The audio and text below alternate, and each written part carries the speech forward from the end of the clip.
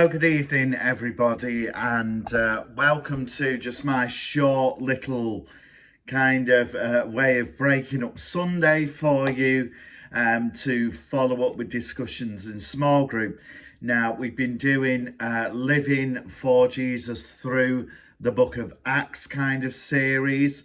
We've been viewing the earliest believers and what their character and conduct was like in the world. And we've been asking ourselves questions of how well we reflect what was the original mandate, mission, purpose of the gospel.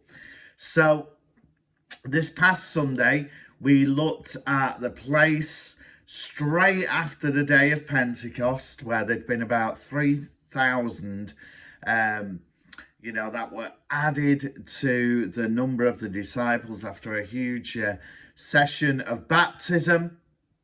And we focused on chapter 2, mainly around verses 42 to 47. And I'll read those out now. And these verses say this about the fellowship of the early believers. It says they devoted themselves to the apostles' teaching and to fellowship, to the breaking of bread and to prayer. Everyone was filled with awe at the many wonders and signs performed by the apostles. All the believers were together and had everything in common. They sold property and possessions to give to anyone who had need. Every day they continued to meet together in the temple courts. They broke bread in their homes and ate together with glad and sincere hearts, praising God and enjoying the favor of all the people. And the Lord added to their number daily those who were being saved. Now, we had a look together at 5 words: devoted, worshipping, together, sacrificial, hospitable. And let's turn those points then into questions for us. So firstly, those early believers devoted themselves to the apostles' teaching, so learning, to fellowship, being with each other, to the breaking of bread, and to prayer. So I wonder whether we could ask ourselves the question, how committed are we to this idea of lifelong learning, of listening to others who are anointed and called closer up to Christ for his people? Are we committed to that idea of being taught, of knowing that there is value in committing to a journey of learning? How about our commitment to fellowship with one another? How is that? What about things like breaking bread? And one thing I emphasised on Sunday was how well do we devote ourselves to prayer? And what could we do in any of those areas if we felt there was a deficiency within Haywood Baptist Church? What ideas would help us to become better committed to lifelong learning, more committed to fellowship, more devoted to breaking of bread and to prayer? So devotion, a devoted community, is that one of the hallmarks of Haywood Baptist Church?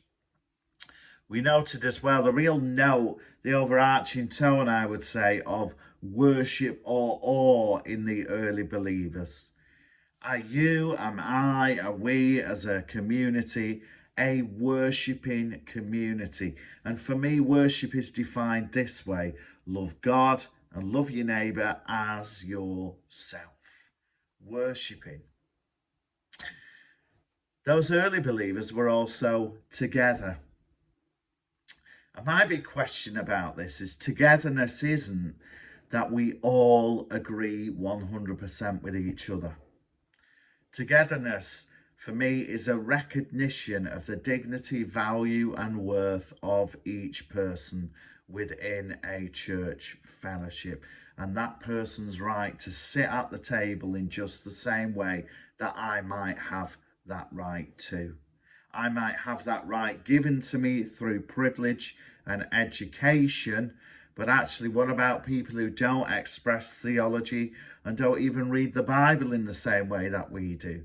Do they have a space at the table? So togetherness is about recognizing our created family resemblance and honouring that amongst each other. So do we do that well, do you think, at Haywood? And again, the question is, if not, how can we do it? Like, how can we start to do it? And if we do it well, can we do it better? And it's okay to say, yes, we do these things well. We're an affirming church, so on paper, we do this well, but are there ways we can do it better? Now, one of the biggest challenges in this passage is this, that the early believers were completely sacrificial. I mean, I find it just absolutely shocking to think that they had everything in common. There wasn't really a kind of selfish gene going on there. And that for some, they sold the properties and possessions to give to anyone who had need. Wow. So where do we rate on that kind of scale as a sacrificial community in Haywood? Are we the body of Christ in that sacrificial way to each other and to the wider world? If yes, can we do it better?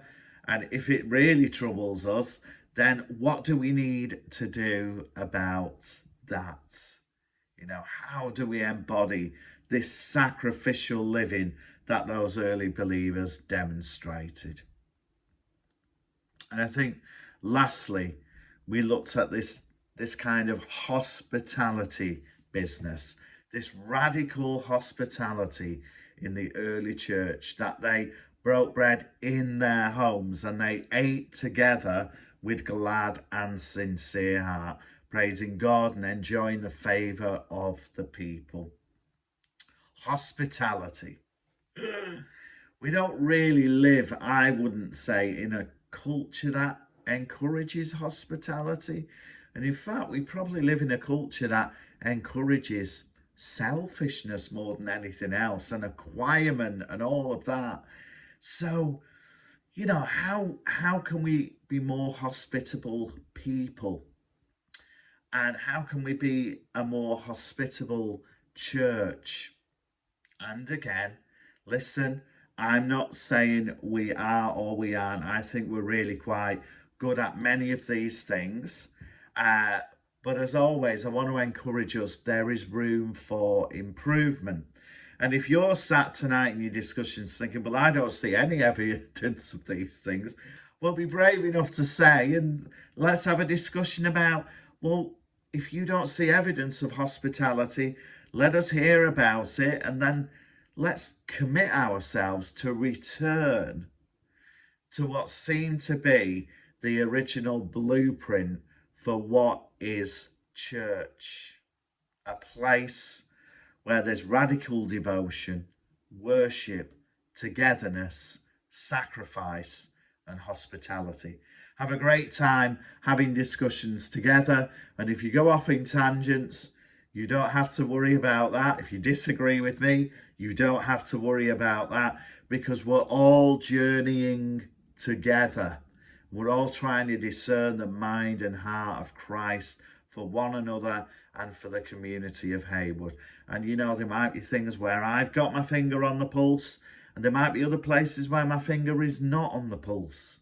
And that's okay, because I'm committed to, just as much as anybody else, to this attitude of lifelong learning. That's what discipleship for me is all about. So, bless you all for listening, and I hope that you have some good discussions tonight. God bless from me, and I shall see you on Sunday.